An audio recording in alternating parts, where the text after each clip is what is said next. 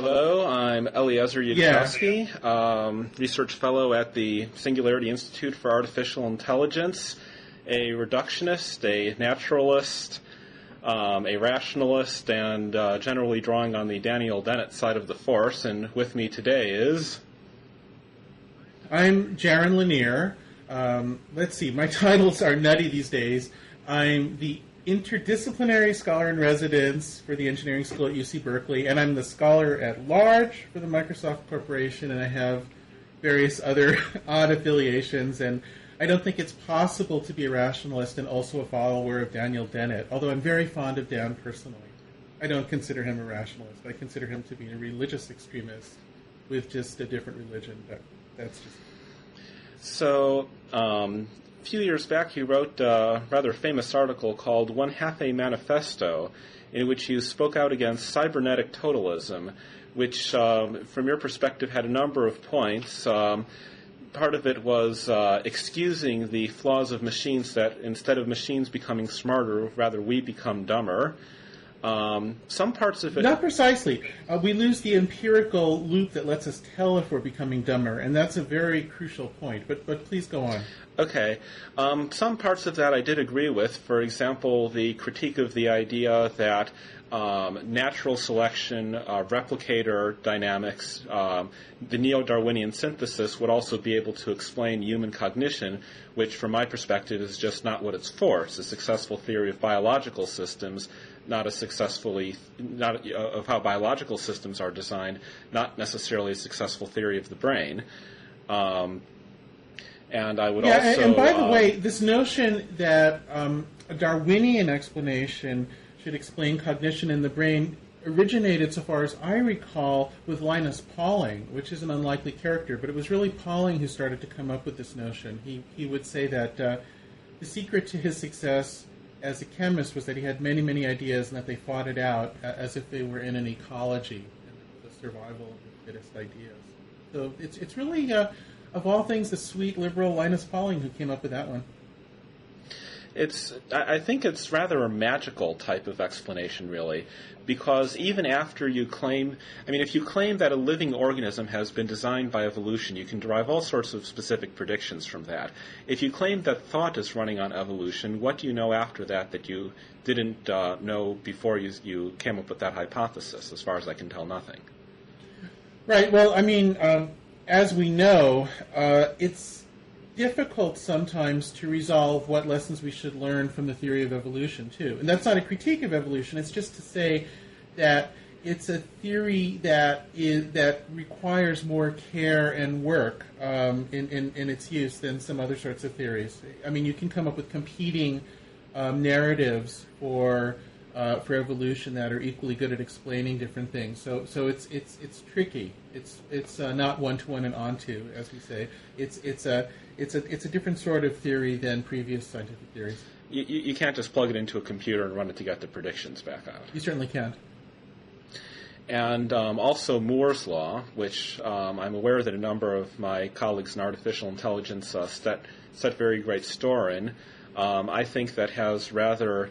That just as it runs exponentially, so too it has logarithmically diminishing returns at best. And I would say that 5 IQ points is easily far more valuable than 1 order of magnitude in computing power on all sorts of interesting problems.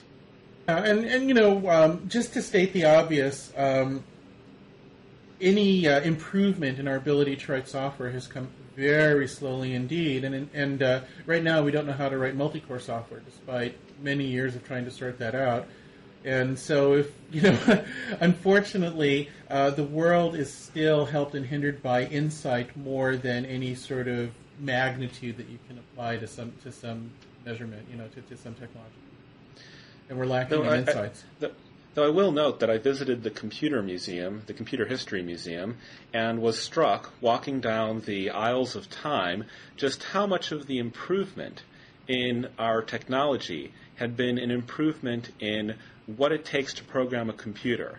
The Moore's law, in one sense, wasn't even as impressive as walking the road from rewiring things by hand to Python. Mm-hmm, mm-hmm. Well, sure. That I would accept. certainly. So, but more importantly, on to the things that we actually do disagree about. And I understand that you are generally not a fan of the notion of artificial intelligence, or I should say rather strong artificial intelligence. Well, it becomes a little subtle, because in terms of my work and my contributions, I think a lot of folks in the AI field think of me as one of their numbers. So, for instance, I've worked on creating computer models of parts of the brain. I helped Joe Rosen build the first prosthetic peripheral nerve, the nerve chip, many years ago. I've worked on this stuff called virtual reality, which Ray Kurzweil believes we'll all live in after the Singularity, or at least he seems to sometimes believe that. And I've done many other things that are considered part of the program by a lot of the folks in the AI world. The difference is a subtle one. It's not so much a difference in belief of what technologies are possible, or even which ones should be developed, and certainly not in what scientific ideas should be explored, because I want to understand the brain profoundly, and I'm very devoted to that quest. Instead, it's an aesthetic, a spiritual, a political, a sort of a subtle difference. It's a difference in how we conceive of ourselves in the world, not so much the particulars we do. And I'll tell you what it reminds me of more than anything else. I grew up in red state America, in rural southern New Mexico, and a lot of the people I knew believed in the rapture. You know, they believed that Christ was coming and that the good people would just vanish, and then after they vanished, their cars would crash and all this. And my belief is that the core values I shared with those people, our morals, our sense of life, had much more in common than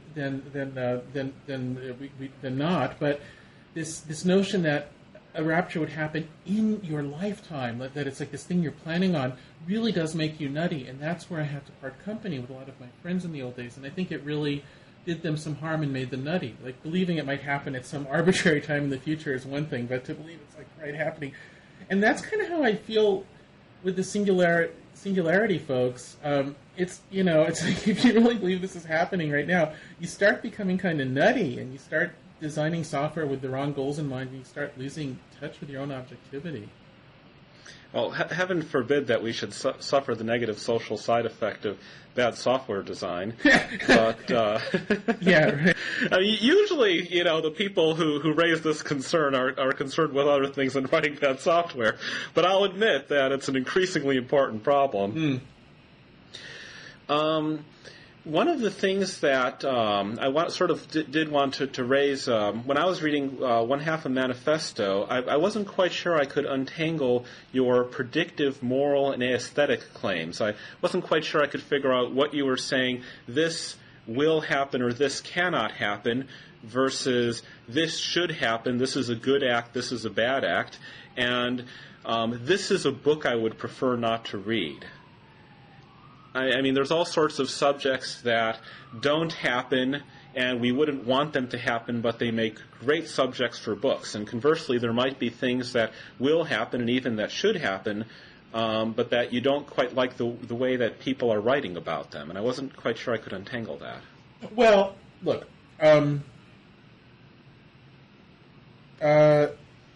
first, I have to confess, I haven't read one half of Manifesto in some time myself, so I don't remember quite what I said, and I'd be appalled if I still agreed completely with what I would have said a few years ago. I hope I'm a dynamic creature whose opinions are changing. Yes, I was going to ask you if you've updated your thoughts in any particular way since then, which is a basic human right.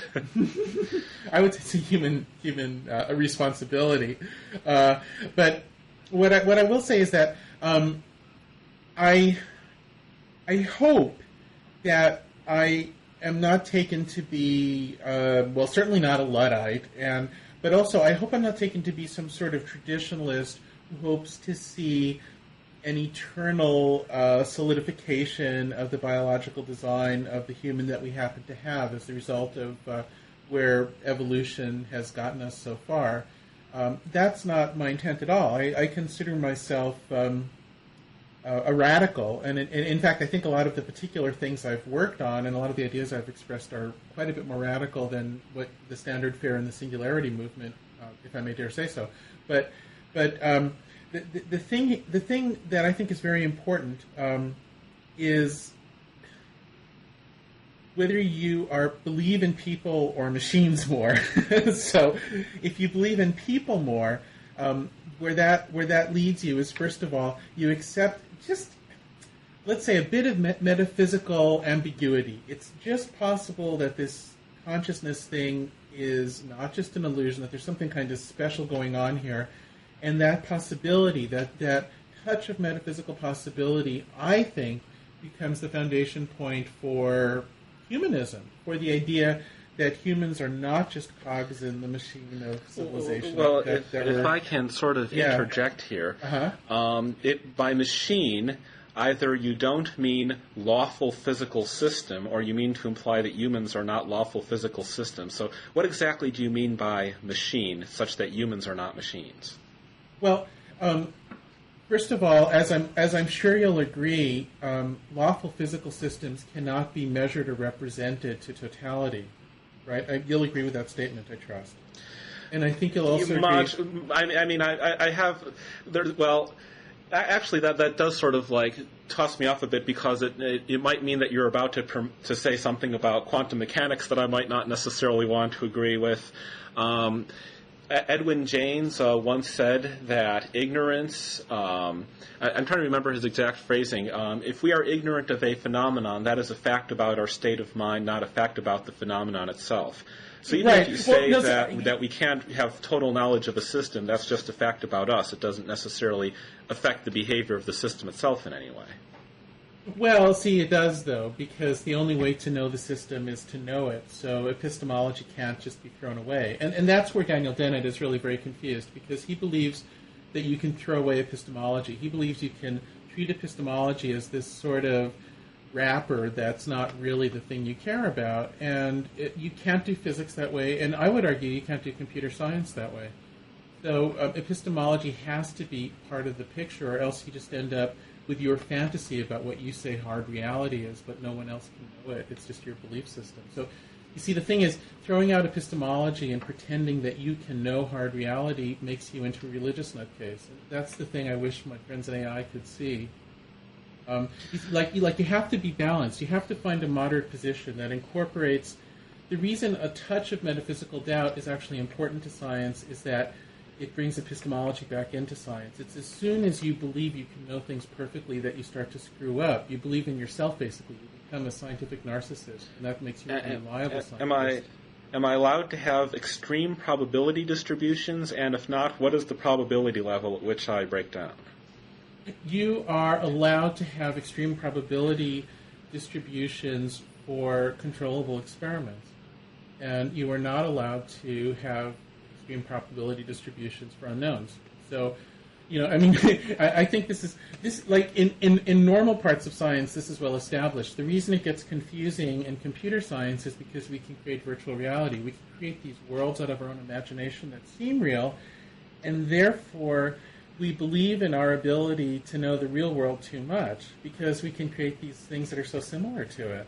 So this is both the power of computers is exactly the thing that confuses us. And actually, a great example of this in my mind is the current financial troubles, where the power of computers to express complicated finance, I think, is essential to survival now, because we need to be able to coordinate, actions to a degree we never did before. And yet, exactly that power is what can confuse us to a degree that never would have been possible before computers. The most of the stories that I've heard about the finance troubles involve sort of expert machine learning programmers committing errors that statisticians themselves would not commit. In other words, they are putting simplifications into their model that may be very convenient, and yes, lo and behold, they work for a few years, but they're not true. A professional statistician would know they're not true, and those were ultimately the ones that bit them. Conditional independence, where there is actually no conditional independence, would really be the main thing that would bite you in these financial things. Good. And so, but one lesson to learn from that is that smart people can use computers to confuse themselves in ways that would be pretty difficult to achieve otherwise. And this is why epistemological modesty is so incredibly important. It's so incredibly important to doubt your models, cannot believe that you have access to some sort of fundamental truth when you're staring at a computer screen.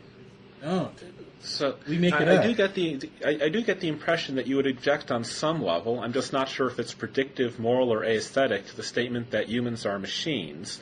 And of course, that generally turns into a question of what do you mean by machines. So, do you mean to say that human beings aren't as predictable and shouldn't be forced to be as predictable, and it would be boring to read about them if they were that predictable as, say, a steam shovel or something?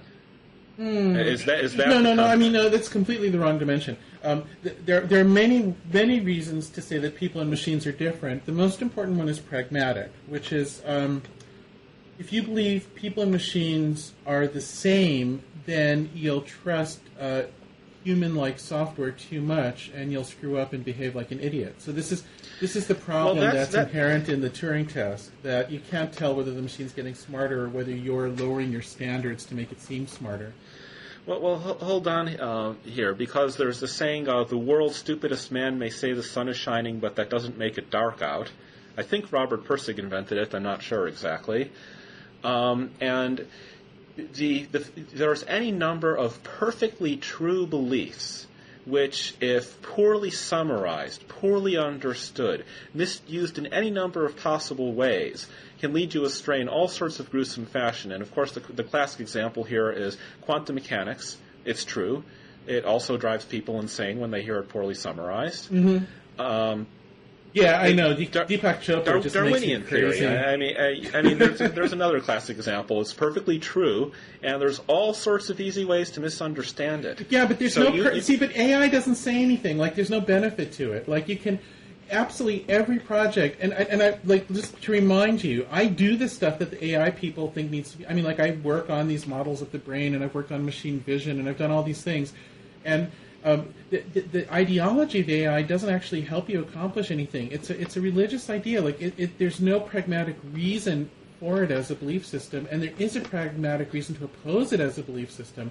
It does have the potential to let's be a bit more specific. It does not have the potential to help you as a scientist. There's specific propositions, right? You can't just bundle all the propositions together and slay them with one mighty blow that consists of one thing that you can do wrong with this entire bundle of propositions. Only a logical positivist would believe you can separate it into propositions, and that stuff's certainly been debunked. So, the problem is once you go down the line of reasoning you're going, you've already lost the main point here. Okay, but what can you give me, like, a specific example? Something AI people say that is false, morally wrong, or ugly. Well, the point is, those aren't the important issues. The important issues is that they say things that make people stupid. So, for instance, you shouldn't say that the command line in that search engine like Google knows what you want. What you should say is it's a piece of crap and that you do your best to manipulate it. The second statement is correct and can help people learn to use it. The first statement will only make people stupider and stupider. So in other words, attributing these qualities to machines as if they were people actually does detract from the moral responsibility of the people who use them. Providing that the attribution is wrong. In other words, if you say that but computers are tell. smart, There's no and measure. fact, There's no stupid. like meter off to the side of humanness or anything. I mean, like believing in ourselves is irrational. And yet it's this thing we do. That's the core of humanism. It's the core of democracy. We believe in ourselves. We don't have to. We can all just die. I mean, it's like this. This is like this strange. It's like it's like Pascal's bargain. It's like you believe in yourself because what's the alternative? Not believing in yourself. And the question is whether you should do that to machines too. So all I'm arguing is you do it to machines, you don't get anything, but you do pay a price. Statement that you believe because it's important. What? Can you give me an example of a statement that is in fact false, but which you believe because you're better off that way? No. I can give you questions that are undecidable, though, that I'm better off with. So these questions are undecidable, but yeah, you're better I off think believing whether that people they have definite are answers? real. I mean, whether there's something special about people is undecidable. I think we are not epistemologically privileged enough to have any definitive answer about that. So we make a Pascal's bargain. We make a decision to believe in ourselves, which is irrational, and yet to me, that's part of the core of a spiritual approach to life, and I'm not afraid to use words like that. So in fact, you don't. So in fact, there is no like known answer as to whether or not people are special, but you choose to believe that they are. Yeah, sure.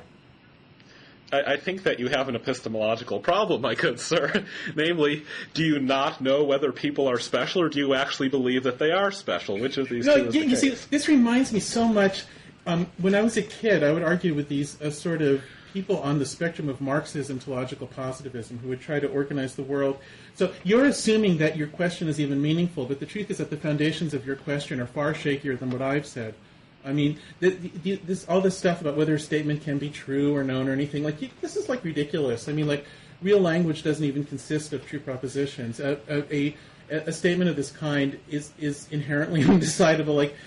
But the reason for that is that there's this thing called meaning that we don't understand that attaches itself to language. And I mean, what you're assuming is that we know more about what meaning is, that we know more about what information is than we actually know. We're still kind of swimming in a sea of mystery about some of these things.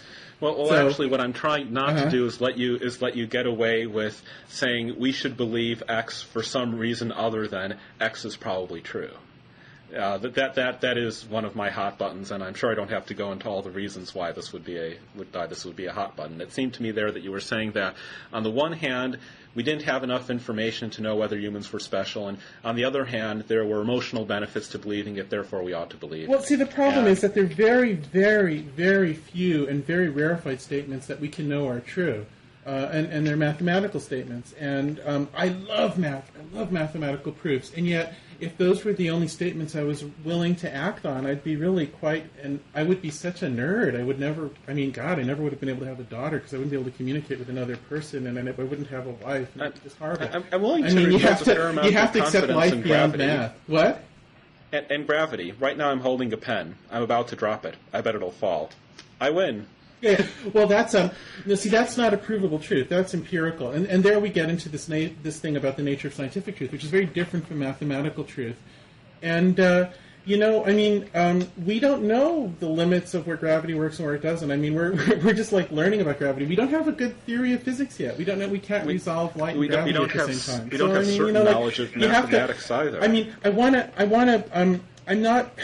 See, the uncertainty I'm arguing for shouldn't be applied to any particular belief system, whether it's the rapture or the singularity or anything like that. I think it should be applied to yourself, though. I mean, this is the thing. You can't believe in nothing given a life of we find ourselves plopped in this reality filled with uncertainty, and to believe in nothing is to become a mute idiot where you can't even take the first move or say a thing. So what you should do is you should be aware of your irrational beliefs. You should embrace them, but you should also they should be modest, they should be moderate, they should be balanced. And I think believing in yourself is a good start. And if you find that there isn't... I mean, this is like this crazy argument I used to have with Dan Dennett, which was very entertaining years ago, where do you know what a zombie is? I've written a bit about them, taking Dennett's side of things, as one might expect. Okay, so just for anybody who doesn't know, a zombie is like a person who has no internal experience, but you can't tell that. They give every appearance of being a regular person. And in some versions, they are atom by atom identical to people and nonetheless lack consciousness. Right. So I do generally prefer that you specify which of these you're speaking about. I couldn't care less, because the whole thing is just fun. I mean, they're both so underspecified. You're pretending that there's all this precision, but it's specious precision. I mean, your precision means nothing. But let me go back to this funny thing. Curiosity requires both that you be ignorant and that you be willing to relinquish your ignorance. You seem to be attaching a lot of importance to ignorance here, and I wonder if maybe that sort of crosses the line into being proud of ignorance. I'm attaching an importance to acknowledging uncertainty instead of pretending that you don't have any. But let me just on zombies. So I published an article many years ago where I said the only measurable empirical evidence of whether a person is a zombie or not is if that person happens to be a professional philosopher. And then if they take the sort of Dennett position that there is no internal experience and all that, then they're a zombie. So the thing is, it's entirely possible that you and I are different. I might have this magical internal experience of consciousness that you don't have. I mean, that's a logical possibility, and that could explain our difference. I doubt it, but it's possible. I think you're just pretending. I accuse you of pretending not to be conscious when you are. I think you actually are a real person. I bet you are. I think you're kidding me. I think you're lying. No. Hold on. You just said it's possible. It's logically possible that you have a magical internal experience, and to me, the concept of magic seems a bit incoherent because, almost by definition, as it were, it's that which, if you know how it works, or if it's possible to know how it works, it stops being magic. Right, but I'm talking about internal. It's your. Listen, if you don't get it, you don't get it. I mean, there's a certain point where I'm not talking about. I know about consciousness. Okay, I mean, I'm conscious myself. Okay, and I know good, it might seem a bit confusing. Welcome, Muzzle Talk. But it's a good thing. But confusion exists in the mind, not in reality. If I'm confused about a phenomenon, even my own consciousness, that is a fact about me, not a fact about consciousness. Consciousness is not a phenomenon. There's no empirical method to study it. I mean, it's an epistemological something or other, but it's not a phenomenon. It's not. You seem to be making not a like lot of evolution or here. Rocks or something. It's not something that's out there. Wait, so you're saying on the one hand that you're conscious, but consciousness is not real, or did I just misunderstand what you said over there? No, I'm saying that here's a way to think about it.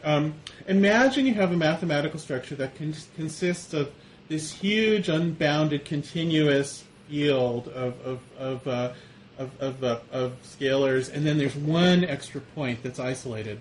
And I think that the knowledge available to us has a shape something like this. It's there's this whole world of empirical things that we can study, and then there's this one thing, which is that there's also the epistemological channel of experience, which is different, which is very hard to categorize, very hard to talk about, and not subject to empirical study. It might, and if I can ask, sort of interrupt and ask a question here.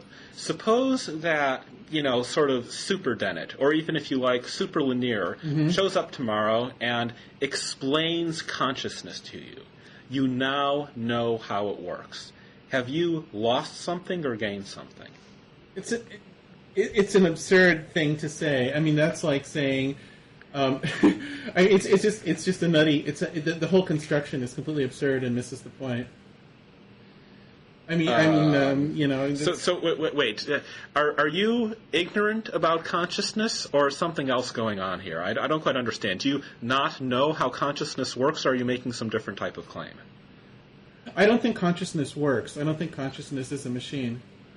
But actually, to be precise, I don't know what it is. And this is where we get back to the point of epistemological modesty.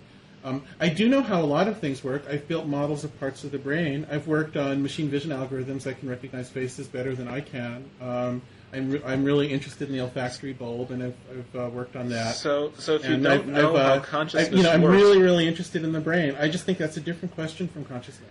That's okay, so if you don't know how consciousness works, where do you get the confidence that it cannot be explained to you? Because this would seem to be a kind of positive knowledge about the nature of consciousness, and a sort of very deep and confusing positive knowledge at that. Well, no. I'm sorry this is a conversation I've been having for decades, and it's a peculiar thing. I mean, it's really like talking to a religious person. It's so much like talking to a fundamentalist Christian or Muslim, where you have this. I'm the one who's saying I don't know, and you're the one who's saying you do know. And No. I'm not saying you do know. I'm asking you to acknowledge that if you're ignorant, then you can't go around making positive, definite, sure statements. This can't be explained to me. The possibility is absurd. That, to me, sounds like the religious statement. I mean, saying, I don't know, but I'm willing to find out, is science. Saying, I don't know, and you're not allowed to explain it to me. But that wasn't my statement. I mean, what I'm suggesting is that it's the possibility of experience itself is something separate from phenomena that can be experienced. I mean, or another way to put this, consciousness is precisely the only thing that isn't reduced if it were an illusion, and that does put it in a class by itself. And and so therefore you can't. It becomes absurd to approach it with the same strategies for explanation that we use for phenomena, which we can study empirically. I think that actually makes me a better scientist, and I think it makes sort of hard AI people sort of more superstitious and weird scientists, and creates confusion. So I submit that humanism is a better framework for being a sort of a clear-headed scientist than the sort of hard AI religion. Well, of course, I consider myself a humanist, and I expect that Daniel Dennett would say that he considers himself a humanist. So, is irreducibility an issue here? Do you think that there are things that you're not allowed to reduce to simpler components? Well, that's a different question entirely, and it's as a technical question that interests me a very, very great deal, and so. But I don't think it has any bearing on this question about consciousness. But I think it's a better topic to talk about because that's something we could find enough common ground to have an interesting conversation about. So, for instance, it seems to me that the speed with which evolution has proceeded gives evidence that evolution is able to take place at some, what we might call higher levels, or some reductionist levels that we haven't yet identified. And that fascinates me, and I'm very curious about what they could be. So I think, at the very least, more reduction is possible than we know how to achieve in some complex phenomenon. But then, of course, we can also prove cases where ultimate reduction isn't possible beyond what we've done. So this is very interesting. Well, we have to distinguish between the question of, is this in fact composed of simpler elements, and do we know how, do we understand how, and can we compute it in a reasonable amount of time? If you say that evolution has elements we haven't yet reduced, that's a bit different from saying that evolution has irreducible elements. If you say that evolution is cheaper to think about if you consider it on the high level rather than trying to figure it out atom by atom, well, that's true of practically everything. I'm not talking about how we think about evolution. I'm talking about how evolution thinks of itself. What I'm saying is that I think there's evidence in how evolution has proceeded that it's active at some levels of that it has somehow embodied in it representations that are reductionistic in ways that we don't understand. And that's very interesting to me. So I'm not making any comment about us. I'm actually talking about evolution. I don't think you can talk about reductionism at all without bringing in epistemology and the notion of an observer, because reality itself, reality does not explicitly contain the higher levels. Reality itself just computes it using the quarks. I once met a fellow who thought that if you used general relativity to compute your artillery trajectories, he was in the military, that this wouldn't just give you an answer that was uselessly detailed and slow. He thought it would give you the wrong answer. He thought you had to use Newtonian calculations for your artillery trajectories because general relativity would give you the wrong answer. And I was trying to explain to him that this is not quite what laws at different levels means. And in the same way, a 747, it's much too expensive to calculate out the 747 quark by quark. But reality is not calculating out the 747 using a simplified model. Okay. Reality is calculating the 747 quark by quark. Sure, I would agree with you. On everything you just said makes perfect sense to me. And that actually provides another, if we want to talk about the consciousness debates, that provides another route into it. So let's reconsider consciousness, and we can ask the question, one way to think about whether there's some special thing called consciousness is what would be different if it just suddenly vanished? If you removed it from the system, what would change? Well, the brains would have to change is the first thing I would say. You cannot remove consciousness without changing the brains. Well, that's one answer. One answer is that the brains change and people would behave a little differently. And all. Another answer is nothing at all would change because it wasn't anything to begin with. Or maybe there's the sort of Wheeler-style answer that reality would suddenly disappear because it was part of a cosmic event or something. But let's consider that is full-fledged, like physical zombieism, where you've got people who are atom by atom identical, but don't have subjective experiences. And this, to me, has always been a problem for the obvious reason that these people are going around talking about subjective experiences for exactly the same physical causes that we do, and yet they're not conscious. I don't know where your stance is on that. But let me ask you a question. So let's just suppose for a moment that consider the answer that some kind of deep or big problem, consciousness as it's called, or experience of experience, whatever terminology kind of finally gets you there for the thing I'm talking about. Let's suppose it goes away. And so one possible answer to what you have left is all of the particles continue in their same trajectories, everything about the physical system remains the same. However, there's no reductionism. There are no gross objects. There's neither a word. There's still, all the particles that compose a brain are still there, but there's no brain, there's no word, there's nothing the word refers to. The whole layer of meanings just isn't present anymore, and all there is particles. Okay, so I'm sorry, but I have to start asking questions at this point. Yeah. Let's say you've got a 747. Yeah. In my mind, I can try to imagine there being quarks there, but only be able to imagine one quark, and it won't even be a real mathematical quark. Yeah. Or I can imagine, using my parietal cortex, I can build this whole model of the 747 shape. You seem to be talking about subtracting the 747, but leaving the quarks. And this sounds to me more like, like a mistake you're making in your model of the world than something you could actually do to the world itself. I mean, maybe from your model, look, you could subtract we don't understand quarks well enough yet to make a model, just to be blunt about it, because we don't have a unified theory. But let's say we did. I mean, you said something before that I thought is absolutely correct, which is that you can't talk about the idea of reductionism without including an observer, and then that leads to the obvious question, well, what's an observer, And in quantum mechanics, you do have an observer. You can't describe quantum mechanics as, purely in its own terms. It's always something that's observed by somebody outside of its universe. And what's this observer thing? But the notion that this is a conscious observer is, to say the least, not uniformly accepted. I mean, there are people who think that all you're talking about there is entanglement. And I don't think we should get into that particular debate, but I just want to note for the record. The last thing I want to do is enter the world of mystifying physics.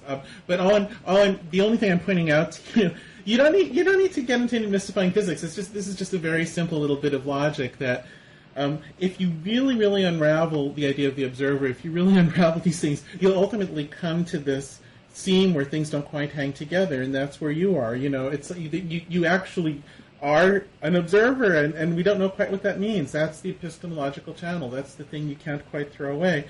Listen, whether you believe in yourself or not is really not my business. The only thing I really do feel that I should be able to ask of you guys is to not design software based on the fantasy that computers are turning into people, or people are turning into computers, or any of this. I think that's the thing that's fair for me to ask you.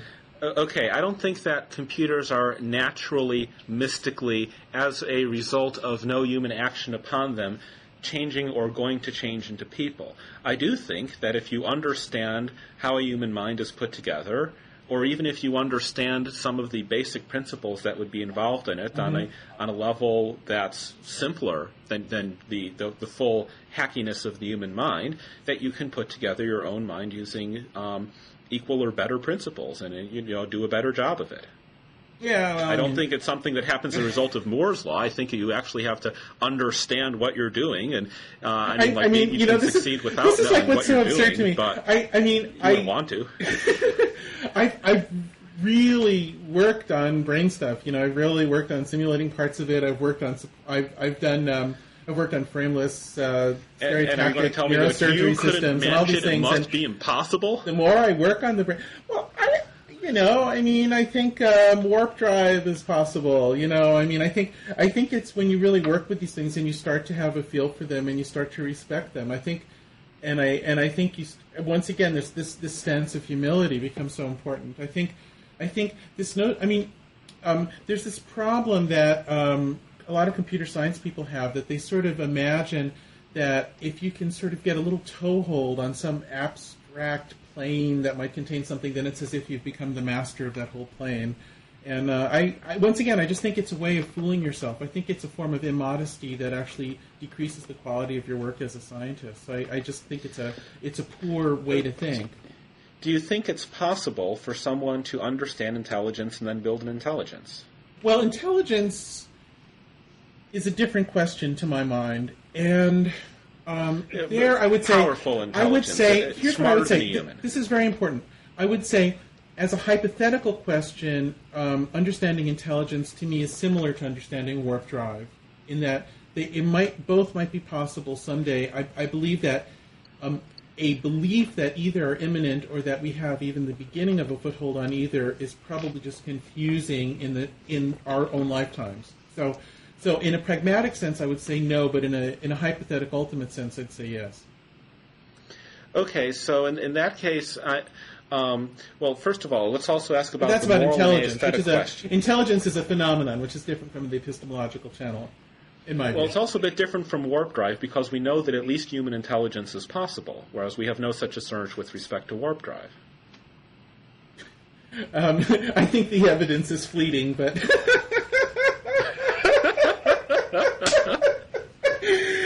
let's see how the election turns out. Then ask me again, okay? You know, for a humanist, you don't seem to like humans much. I mean, not that I'm necessarily disagreeing with you here. I'm just making the observation. I like humans, and the thing about intelligence. Let's talk about that for a second. There's a history of people trying to measure and understand intelligence. So there's this variable called G that's a correlation of various things. It's the basis of the IQ test. And I want to point out something about the IQ test, which is it has the result has 3 digits. Okay, now that is a classic case of specious accuracy. I mean, like if you're going to review a movie, let's say, you might give it 2 stars. You might I think the highest number of stars I've ever seen in a system for rating movies is 10, and surely a person's intelligence is as subtle as any movie. So 3 digits of accuracy, it's specious. It's specious accuracy. I think everyone realizes that IQ points should be measured in that IQ should be measured in standard deviations, and that the 100 is 0 is just a convenience thereof.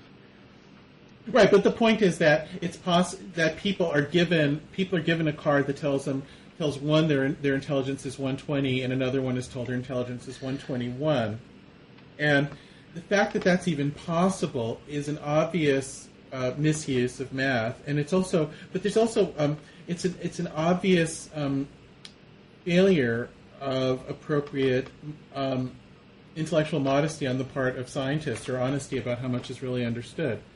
It's driven by a bureaucratic need on some level rather than confidence in a measurement. And that, in a sense, so in other words, pretending we understand something like intelligence before we really do, I think is damaging, and the evidence that we've done so is specious accuracy. And now I'm talking about something that has nothing to do with AI. I'm just saying, I'm saying that here. So I'm not saying intelligence doesn't exist, nor am I saying that it's absolutely impossible to measure, and I'm not saying we know nothing about it. All I'm saying is that we pretend to know more about it than we do, and I think that is an obvious thing. It's an interesting point and an interesting illustration. Mm-hmm. On the other end, I would also point out, though, that IQ is not what scientists are trying to infuse into an AI. Or at least not what the sane ones are trying to get a grasp on, because that's sort of like saying, well, I'm going to build a flying machine and I'm going to administer a fly-Q test that was standardized on pigeons, and that's going to be my measure of how well the machine flies. Well, look, as I say, our dispute is not about technological activities per se. So, for instance, I was the chief scientist of an outfit called iMatic that eventually turned into the Google Machine Vision group, and our machine vision algorithm for tracking faces and facial expressions won the NIST competition for such things all the times it was held, I believe. Yeah, I believe so. So that would probably be categorized as an AI activity by many AI people trying to figure out how a program can recognize something in a visual frame and so forth.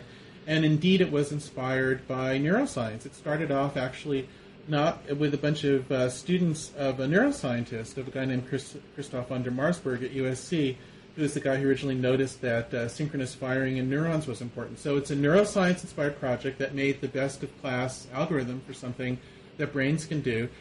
I love that stuff. So in terms of the engineering agenda and actual achievements, I'm one of you guys. It's more the sort of religious overtones of it where we differ.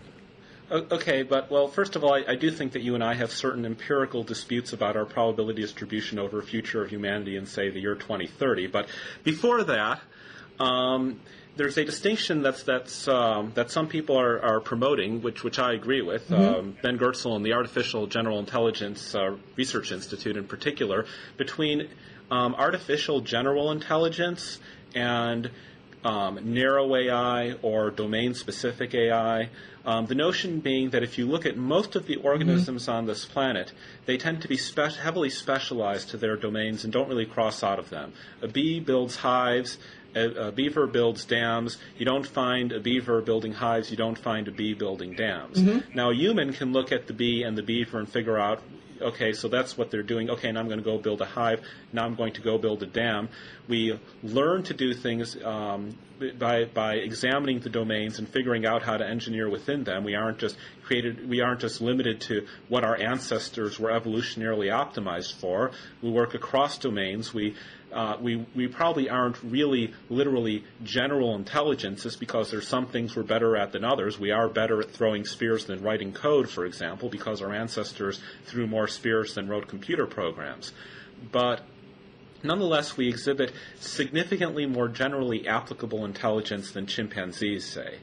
And I do think it's worthwhile to make the distinction between AI, where you program the computer to do one thing and it just does that one thing, and it's not going to go and learn about the cross-domain links in the world. It's not going to examine new domains. It's not going to figure them out. It's not going to do them on their own, versus the lost holy grail that very few still now follow in artificial intelligence of the AI is going to learn how to do things, not just that we didn't program it to do in a particular domain, but it's going to actually learn whole new domains and operate in them in the same way that human beings manage to leave the savannah and head into the oceans, the air, and space. Well, look, I first of all want to reemphasize how much AI people have been sort of my family since I was a kid. Like, the crucial mentor to me when I was a kid was Marvin Minsky, who I still adore, even though I disagree with on these sort of metaphysical things.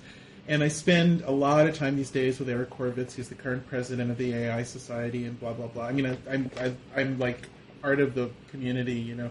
But so I hope I don't sound too harsh, but everybody's used to me by now, I suppose. So the question I would ask you is, why not just pursue these things as engineering projects or as science projects on their merits and leave out the ideology? I mean, what purpose is served by having any definition of AI? It's just this useless thing. It can confuse you, but it can't enlighten you. Just just say we're interested in how vision works. We're interested in how to represent how you build a tool. We're interested in making robots that can navigate an environment. We're interested. What about self-improving why AIs have all this ideology? That what does it acquire do for you? nanotechnology and take over the world? Yeah. I mean, okay. I mean, I'm generally fine with the rationalist ideal of being able to discard the usual words that you use to describe things, narrowing things down as much as possible to the particular empirical predictions or the things you're trying to accomplish. But if you're trying to build an AI that improves itself, acquires capabilities, creates for itself new technological capabilities exceeding our current ones, including molecular nanotechnology, and then goes on to apply large-scale modifications to the world in accordance with a moral or metamoral system, even if you strip out all the words, you're still talking about something where if you could actually go out and do it, just looking at the results, this would be a result of immense significance. And I don't know if you could call that leaving out the ideology, but if you just imagine that we're talking about a physical system that's supposed to have this effect, I mean, you can describe it in whatever terms you like, and it still seems like something that's rather important.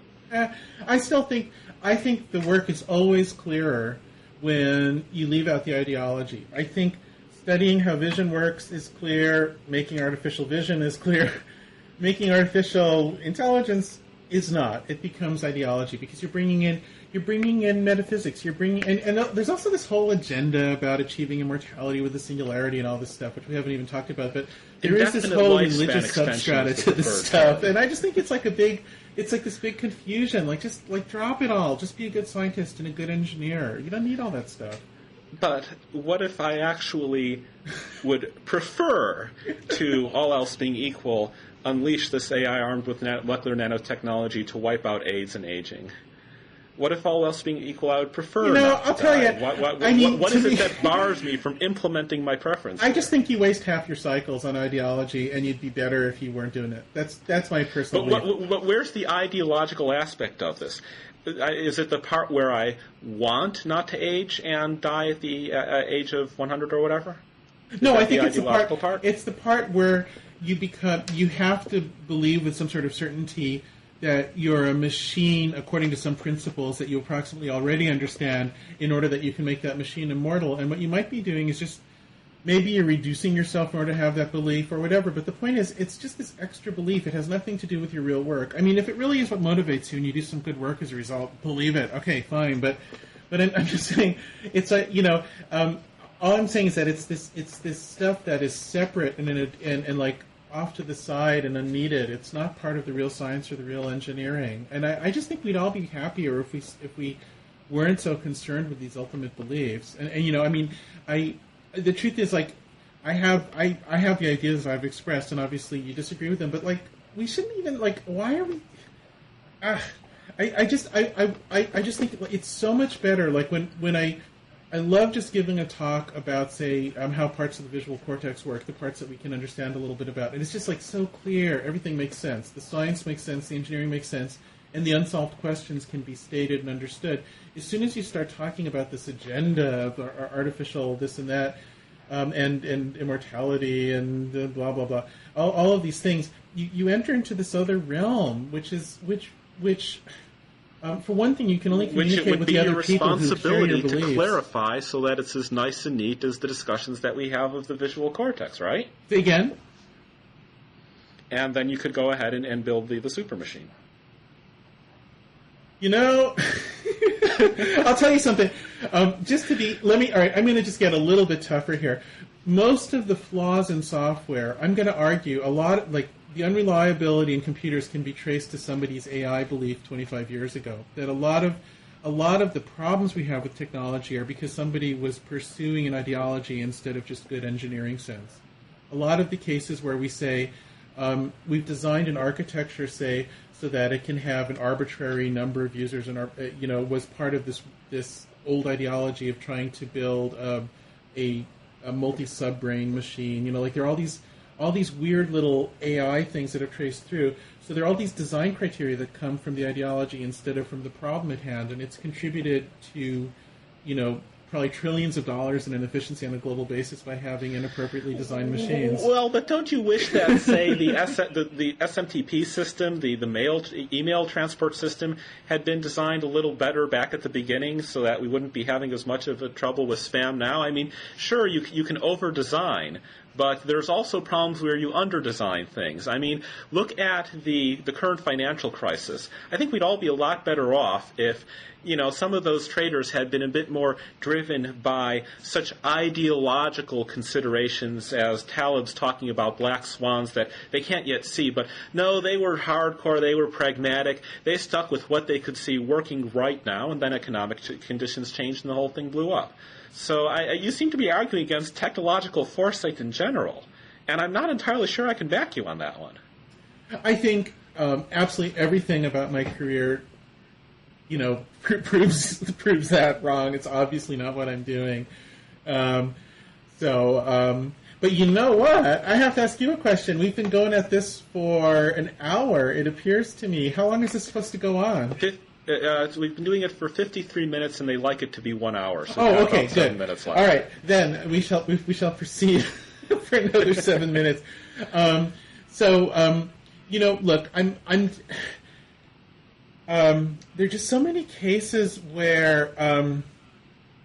Oh gosh. Okay, so since Microsoft is supporting my research, I'll give them a hard time.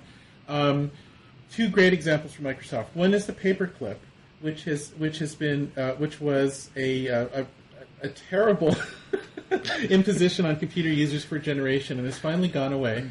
Was a direct expression of the AI culture that instead of a computer being comprehensible, it was supposed to comprehend you. And of course, that doesn't work. So this whole thing was built, and a whole generation of people were trained on this thing that doesn't work for no reason other than ideology. You're not criticizing in the activity of having dreams. You're criticizing the part where you overestimate your own abilities, and you think, the problem wasn't in trying to invent Clippy. The problem wasn't failing and them including him into the application anyway. Yeah. It would have been fine if they tried and just said, okay, we failed, we're going to leave this out. But see, the problem is that you AI guys, you form a community of belief where you reinforce each other, and you get you get all extreme in a rally, just like any group of people, and then you fail to see when Clippy isn't working. That's the problem. That's the problem. Yes, with the AI that is community. the problem. The problem is not wanting to make Clippy. The problem is when you're so attached to that you can't see that you failed. And yeah, I've seen people doing that. I mean, it's like you do it repeatedly. That's like the that classic story that the AI community just does that again and again. And I mean, so I mean, all I'm saying is that it's an ideology. So there's where there's a pragmatic problem with it, and the question is, what advantage does it bring? So if you feel it brings an advantage to your own work, if it helps motivate or organize your work, great. I'm not going to tell you what to believe. All I'm saying is that I think that everything that could be placed under the banner of AI, and much of my work certainly has been by other people, can just as well be motivated and understood in a simpler way, and you just leave out the ideology and everything gets better, and you don't have Clippy problems anymore. I don't think you actually do the same work if you're not coming in wanting to build the artificial general intelligence that self-improves and I do that then stuff. turns out predictably. I'm working on understanding the brain. I build all these machines that do all these things. I mean, I'm doing it, and I'm like the crazy hippie mystic guy. Of course he can do it. I mean, it actually just makes things clearer, just like this AI, it's basically a modern version of a religious belief system, and there's no purpose to it. Like, why? Why must we have another one of these things? You keep saying that, and we could go into that, but I you have to say you get an afterlife out of it because you'll be on the inside track when the singularity happens. It's got all the trappings of a religion. It's the same thing. That's okay. Well, that's sort of an easy thing to say when we've only got 4 minutes left, because that's a whole large topic there. For one thing, there's at least 3 different major things that are now meant by the word singularity, and I only talk about one of them, which is the self-improving AI part of it, not the Moore's law part, where you can predict exactly when it's going to happen down to the year by drawing the little graph, and not the sort of gigantic, poorly specified breakdown part, or the and not even really necessarily, sort of like the minor sideline in the fundamental change in society brought about by the presence of things smarter than we are. I have something up called 3 major schools of singularity thought. Okay, I mean, there's some people who think this thing smarter than us is already around. Like George Dyson thinks that Google's already alive, And okay, so he says. Like I don't know. A mistake to me. I don't know. That doesn't sound like. Yeah, to call something a religion, it seems to me that you've got to sort of be making a claim that they believe certain things that are not true, and moreover, this isn't just a case of. There's lots of people who have religious beliefs about quantum mechanics, but that doesn't make quantum mechanics a religion. And the notion that you're going to take the notion of, humans are intelligent, we know we can be done, let's build an intelligent machine, and just sort of label that a religion because various people have followed that and gone wrong in various ways. I think that to me that shows a sort of lack of sort of scientific historical perspective on how confused people were about biology, say, in the days of vitalism, and how many things they did wrong, or the early alchemists who were poisoning people left and right in pursuit of what would eventually turn into chemical knowledge, but had a whole lot of mysticism mixed in with it. Well, this is what, you're throwing out the baby with the bathwater. Everybody who opposes this sort of hard cyber certainty ideology is accused of being the guy who put Galileo in shackles or something or other. You're always, but I mean, once again, I'm not that guy. I'm at the cutting edge of the research that you say is the important research. I think undeniably. I mean, in terms of achievement, I'm doing that stuff. I'm not just talking. I'm walking the walk. So, I'm definitely not the guy shackling poor Galileo or shutting down any of these.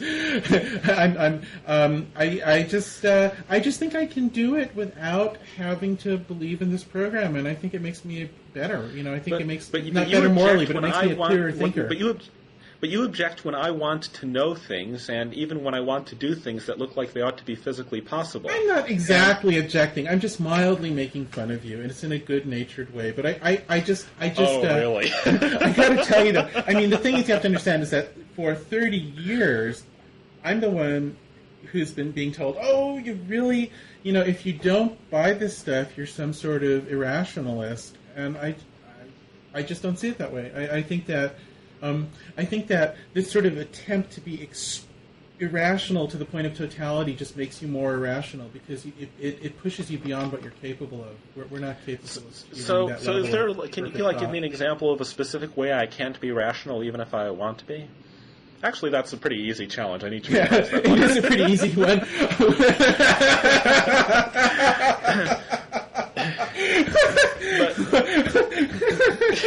Okay. Eliezer, okay, so look, we're over an hour, and I gotta go. I'm working on some algorithms that you would think of as AI, even though I don't, and I want to get back to them. So.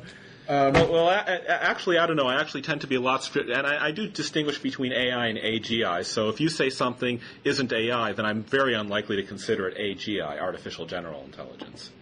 So I don't think you need to worry about that. These like these disputes between these different like tiny distinctions between the different sects are impossible for an outsider to understand. Let me assure you. Okay, fine. And on that note, no, actually, I understand what you're saying. Okay, have a nice day. Hey, viewers. yeah, I hope to run into you in person sometime soon. Okay, bye. Bye-bye.